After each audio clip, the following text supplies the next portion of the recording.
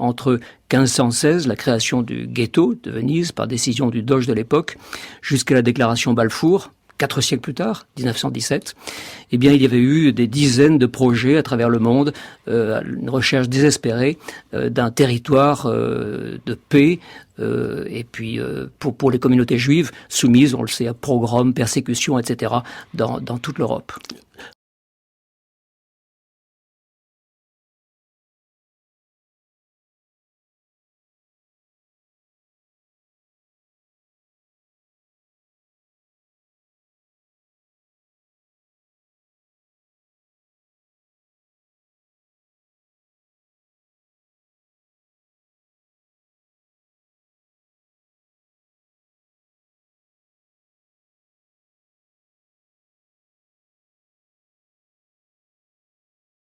Je me suis dit que c'était un autre projet qui vous avait fait découvrir ce thème, cette problématique. C'était le projet de terre juive dans le bassin d'Arcachon. Quelque chose qui est très étonnant, Olivier de Marliave. Alors effectivement, j'ai découvert cela en fréquentant la synagogue d'Arcachon. Et c'est en 1800, au tout début du 19e siècle, que Fouché a rendu public un rapport qui avait été élaboré en 1793, donc la dernière année de la royauté française, et un rapport faisant état de la volonté de la grande bourgeoisie juive, hollandaise essentiellement, anglaise aussi, mais française également, de créer une entité, là aussi, quel terme utiliser, certainement pas un État-nation, mais une entité protégeant les communautés juives, ces grands bourgeois et aristocrates juifs ayant été très atteints par la pauvreté des juiveries, des quartiers juifs, et il cherchait donc une terre de protection. Alors, pour aller plus vite, si vous voulez, le Conseil du roi s'est emparé de l'affaire, et l'évêque d'Arras, le premier, a dit qu'il n'était pas question que les Juifs aient une terre à eux, puisque le destin, selon l'Église chrétienne, le destin des Juifs est de connaître une errance perpétuelle à travers le monde. Et j'ai découvert l'existence d'un autre projet en Dordogne, celui-là, dans la forêt de la Bessède, où il était question, effectivement, d'achat par ces grands bourgeois juifs d'un terrain qui permettrait d'accueillir les communautés. Mais là, c'est l'évêque de Dordogne qui s'est opposé sur le même principe, à savoir que le juif doit être errant.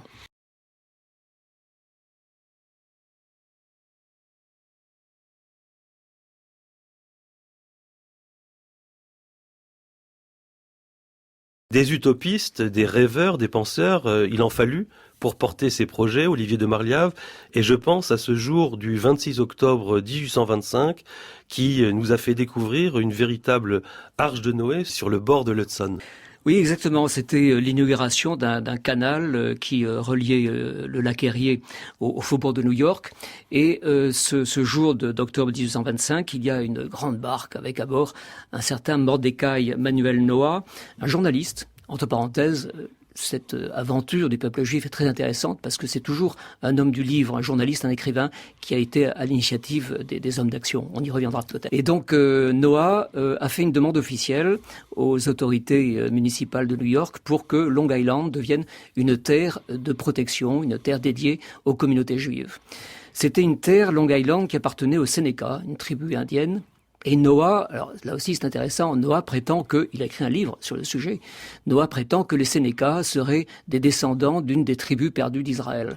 C'est un thème, les théories chamitiques, que l'on retrouve d'ailleurs tout au long de ces 4 siècles, quel que soit l'endroit dans le monde où on a voulu implanter une communauté juive, on a toujours prétendu qu'il y avait là une racine judaïque. Alors il arrive avec son bateau et ce qui est ironique ou drôle, ou en tout cas sympathique, c'est que son nom de famille c'est Noah, donc Noé, et il vient avec toute une arche de Noé, puisque dans ce bateau, pour faire, je suppose, une démonstration ou attirer l'attention sur son projet, ce bateau est rempli d'animaux. Alors ce bateau était rempli d'animaux, il y avait notamment un aigle magnifique, et il a été, est-ce qu'il se faisait des illusions, je ne sais pas, mais il a été très déçu parce que c'était une fin de non-recevoir, bien évidemment, et en plus il faut dire que les Sénécas avaient mauvaise presse parce qu'ils avaient pris le parti des Anglais dans la guerre la guerre une des deux guerres qui a opposé les Anglais aux Américains.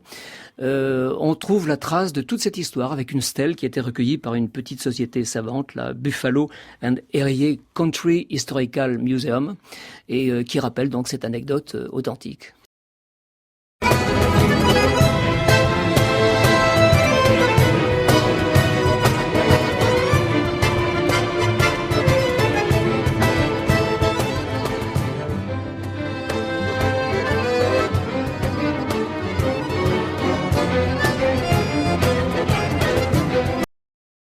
Alors effectivement, Maurice de Hirsch n'était pas territorialiste en tant que tel, puisque c'est Israël Zangwill qui a créé l'association internationale du territorialisme juif. Hirsch était un riche banquier, comme il y en a eu plusieurs, Montefiore, Rothschild, et il a fait fortune en créant le réseau ferré de l'Empire ottoman. Et au contact de l'Empire turc, il a eu connaissance de près de la misère des communautés juives, qui étaient assez nombreuses dans l'Empire ottoman, bien évidemment. Et donc, ça lui a donné l'idée de faire quelque chose pour sauvegarder ces communautés. Il a eu plusieurs projets avant l'Argentine. On y reviendra peut-être. Mais l'Argentine, c'est assez intéressant parce que c'est un certain docteur Lowenthal qui, en 1897, a attiré son attention sur l'existence dans un endroit perdu de la Pampa d'un groupe de personnes qui parlaient yiddish. Lowenthal, en deux mots, était un médecin d'origine suisse, spécialiste de la médecine sociale, et le gouvernement argentin lui avait demandé d'examiner quelles étaient les possibilités de colonisation de la Pampa. Il était donc dans la Pampa et il a rencontré des gens parlant yiddish. Il était sidéré de rencontrer là toute une communauté dans un état de pauvreté extrême. Et c'était des gens qui avaient signé un contrat de travail avec un propriétaire terrien. Le propriétaire terrien les avait laissés tomber. Et donc, Hirsch a eu connaissance du rapport de Lowenthal.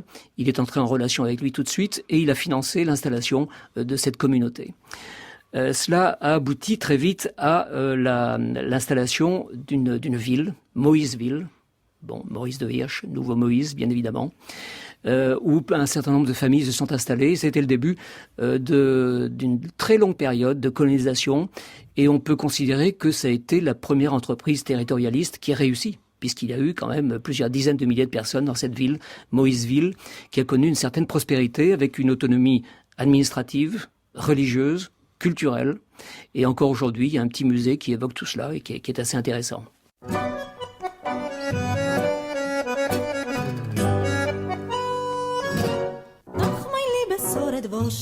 Że sitzt du da in Gas und guckst du in der Lewone. Entschuldig, hab vergessen, bist noch als auf mir in Gas, mein lichtige Madone. Sag mir, was die Siebe ist, wie noch an ander Bräuge sein, nur mich scheint Schule machen.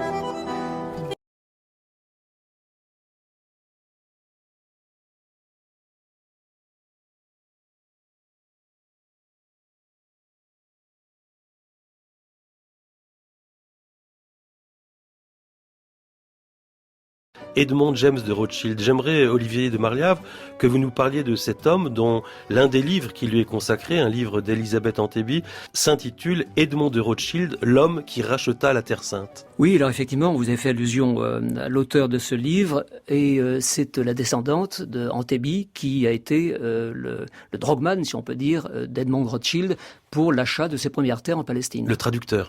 Oui, voilà. Et donc Rothschild, tout le monde sait que c'était un riche banquier, bien évidemment. Il a été très très marqué par les pogroms russes des années 1880-1886, et donc il a décidé de financer l'installation, comment on va les appeler, de colons? Non, mais c'était un peu ça, de colons en Palestine. Rothschild était un de ces hommes. Et là aussi, c'est une constante de tout le territorialisme, qui était persuadé que le travail de la terre pouvait régénérer le peuple juif. Avait-il besoin de l'être? C'est une autre question. Mais Rothschild a financé donc l'installation de fermiers roumains, qui les premiers se sont installés. Donc, alors, quand on évoque la Palestine, dans l'Empire ottoman, c'est un ensemble géographique immense, qui allait du Liban au Sinaï. Et donc là, on parle de la Judée et de la Galilée, très précisément. Ces premiers colons sont arrivés, ils ont vécu une expérience très difficile parce que ils ne connaissaient pas le travail de la terre, pour beaucoup. Ça aussi, c'est une constante. Chaque fois qu'on a voulu créer une colonisation, on a fait venir des gens qui n'étaient pas du tout prêts à travailler la terre. Donc, il a créé une école d'agriculture. Là aussi, c'est une constante. Et il a financé donc la formation d'un certain nombre de personnes.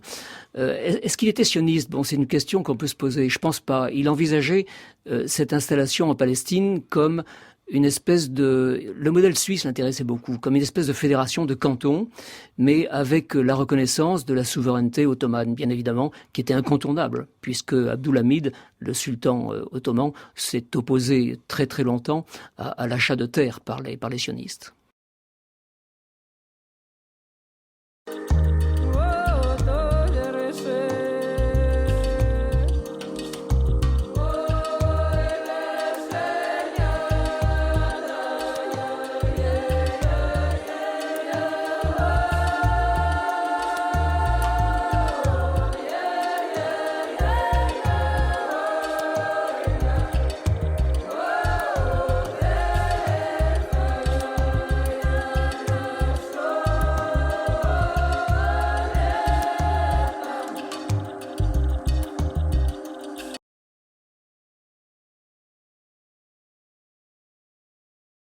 Alors Zangwill, effectivement, oui, est un homme remarquable, un peu oublié dans l'histoire du sionisme, parce qu'il a été sioniste à ses débuts.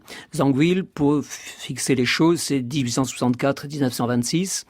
Il était anglais, journaliste, il a été instituteur, il a vécu dans un quartier pauvre, et il s'est lancé dans l'écriture avec un premier succès, Les Enfants du ghetto, et c'est à cette occasion qu'un critique littéraire anglais a utilisé pour la première fois le mot de best-seller, qui est resté avec de succès que l'on fait. Et puis il a écrit un autre livre qui a été un grand succès, Le Roi des Schnorreurs, avec beaucoup d'histoires juives extrêmement comiques. C'était un ami d'Herzl, il a participé au premier congrès sioniste de Bâle en 1897. Et puis il a fait un voyage en Palestine et il a touché du doigt, d'une part, la pauvreté, la misère, la pauvreté de la terre, qui, il est vrai, n'était pas très exploitée. Et cela l'a rendu très sceptique sur les chances d'un établissement. On va plus parler de colonisation, d'un établissement. C'est important de dire que les termes qui faisaient sens non polémiques au XIXe siècle ont changé. Donc, quand on utilise au XIXe siècle le terme de colon, ça n'a pas le même sens qu'on utilise aujourd'hui, surtout quand on parle d'Israël. Donc, parlons d'établissement. Absolument. Et donc, il a participé au premier congrès sioniste de 1897, ce voyage en Palestine, je l'ai dit. Et le tournant de sa vie, ça a été 1905, un an après la mort de Theodor Herzl, au 7e congrès de Bâle. Il a fondé l'ITO, la Jewish Territorialist Organization, et là il s'est lancé dans une espèce d'exploration incroyable du globe avec X projets d'implantation de terre. Et c'est un homme qui s'est tué à la tâche. Il est mort donc, je le disais, en 26, et il a participé à beaucoup d'expéditions. Il a été entouré d'hommes extrêmement intéressants, de ces hommes qui, dans l'Empire britannique, ont montré leur passion pour cet avenir de communauté juive. Alors sa sécession avec le mouvement sioniste mondial vient sur fond de crise de l'Ouganda. Je crois que c'est important de souligner ce projet de l'Ouganda.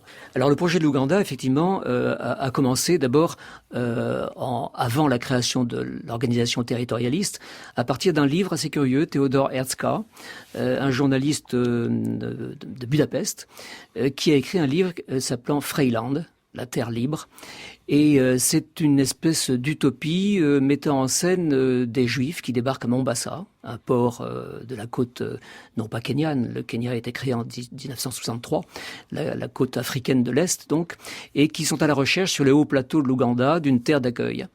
Ce livre a eu un succès extraordinaire. Genève Chamblin l'a lu, on en reparlera peut-être. C'était à l'origine lui aussi de sa proposition de colonisation. Et il y a une expédition qui s'est créée avec des Freelanders, des hommes qui ont débarqué et qui sont allés jusque ces hauts plateaux du côté des lacs, des grands lacs de l'Ouganda. C'était une expédition qui a tourné court, avec un rapport assez négatif, mais Zangwill a repris la question sur les conseils de Chamberlain, qui avait lu Herzl, qui avait lu Freiland. Et cette expédition a été beaucoup plus sérieuse, avec des hommes qui connaissaient l'Afrique déjà, des explorateurs. Il y avait un agronome, il y avait un spécialiste de l'adduction d'eau. Et leur rapport a été assez mitigé. Une expédition, d'ailleurs, les membres se sont disputés, et le rapport a été plus ou moins positif. Mais là aussi, ils se sont très vite heurtés aux réactions des premiers colons installés sur place, alors des colons anglais, ceux-là, n'est-ce pas, et qui voyaient d'un très mauvais œil la création ce qu'ils prenaient pour un État-nation, certainement pas, mais d'une entité administrative juive.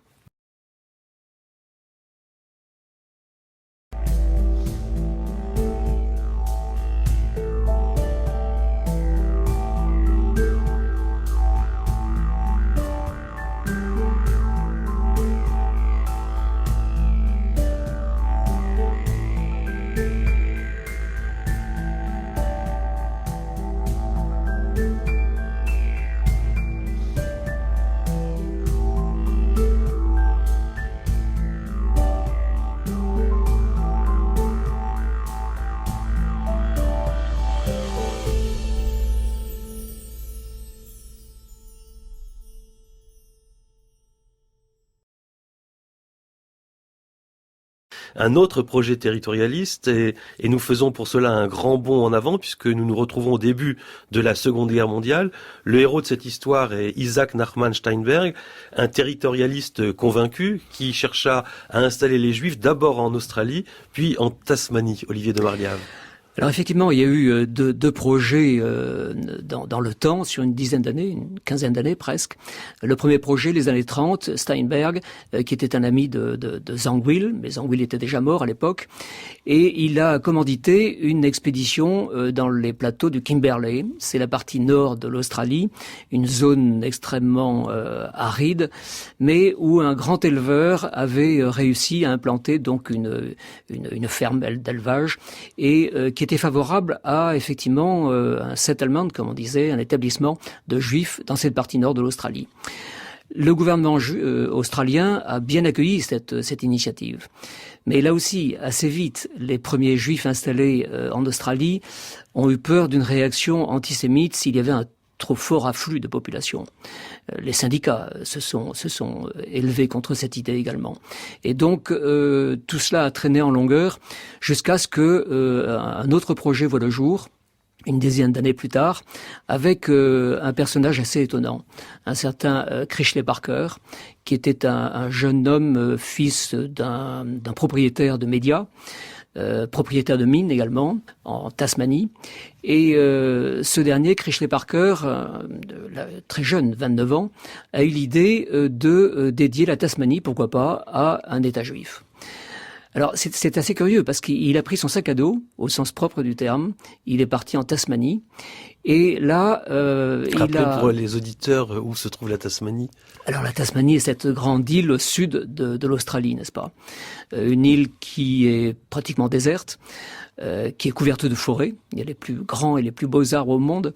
Et là, il avait dit à son guide, je pars en exploration, si je suis en difficulté, je ferai un feu pour vous alerter, vous viendrez me chercher. Manque de chance, il est parti en expédition, il a été pris dans des tourmentes de froid, de pluie, de neige. Il a voulu faire un feu, il a épuisé toutes ses allumettes. L'anecdote, c'est cela, Anne. Et il s'est réfugié dans sa tente où petit à petit, il est mort de froid. Il est mort de froid et pendant qu'il mourait, il a écrit un livre très très curieux, un journal très curieux, où il envisageait effectivement la création d'un vrai État juif, en faisant appel aux plus grands spécialistes du monde, allemands pour faire des autoroutes, Le Corbusier pour construire des bâtiments, etc., etc., des artistes. C'est vraiment une utopie assez extraordinaire. Il a confié tout cela à une de ses amies qui était journaliste et qui a défendu sa mémoire. Et il est mort. Il a été retrouvé longtemps après dans sa tente, dans son duvet, un corps en décomposition. Et l'emplacement de sa mort est marqué par une stèle, n'est-ce pas, qui raconte sa disparition. C'était en 1942.